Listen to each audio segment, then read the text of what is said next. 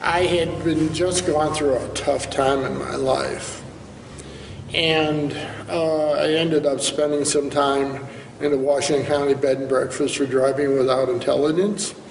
I was raised Roman Catholic, and I was really thinking about my salvation at that point in time. I went and talked to the priest.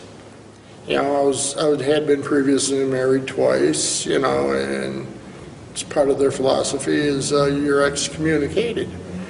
And I was worried about that. One thing, getting sober helped. You know, gave me a clarity. And then I decided that wasn't what I really needed. And matter of fact, one of my AA sponsors, he said, maybe you need to come to church. I said, where are you going? He took me out to Evergreen, picked me up, went out there, and that's where I came to the Lord. And I got an understanding. It was just, I can remember the day vividly. It was a sunny, beautiful day, 1993.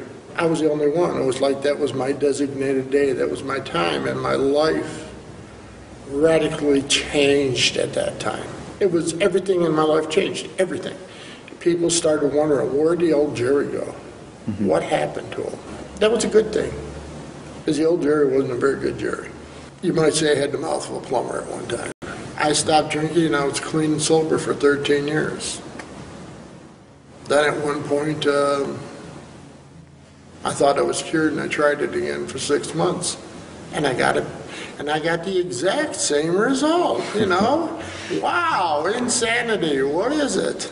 I really feel since that point in 2005, my whole outlook on how I looked at the Lord and looked at everything even changed more.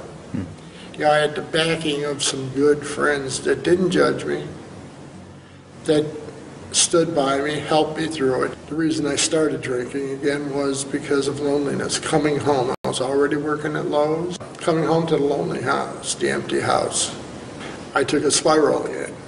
But luckily I had friends, good friends that lifted me up. My best friend, Kurt Babcock. His family made me feel like they're part of their family. That change that happened in 2005 was the real change. The loneliness, I don't feel that anymore. It's like he's put that hedge of protection around me. Every time I feel that little tinge of loneliness or something will happen that'll remind me, okay, wait a second, you want to go back to where you were? Said to myself back in 2005 when I started drinking again, is this all worth it? Is Christianity going to be my saving or my undoing? But now, I'm sold out. There was a prophetic lyricist that came to the church. He said, Jerry, you're a Mack truck with a velvet bumper. And the Lord has given me that boldness. And I think that's my biggest asset. I look at a man that when I talk to him about men's ministry, and they said, well, no, I don't want to have anything to do with that, or we really don't need it, I'm doing okay. I see them as a building that's been boarded up, and big sign on it that says no solicitation. And all I want to do is just get a big crowbar and start ripping those boards down and let the light of the Lord shine into them. Going to Roundup has made me feel like part of this body since 2005. I look forward to it every year. At men's ministry as, 25 and up. I look at it at 12, 13 and up. How are they going to get an example of what a true Christian man should be if they don't see other Christian men doing it?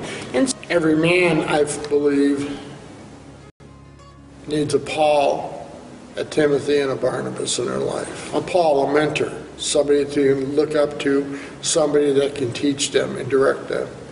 A Timothy, somebody that they can teach, somebody that they can take under their wing and disciple. And then a Barnabas. They need Barnabases in their lives.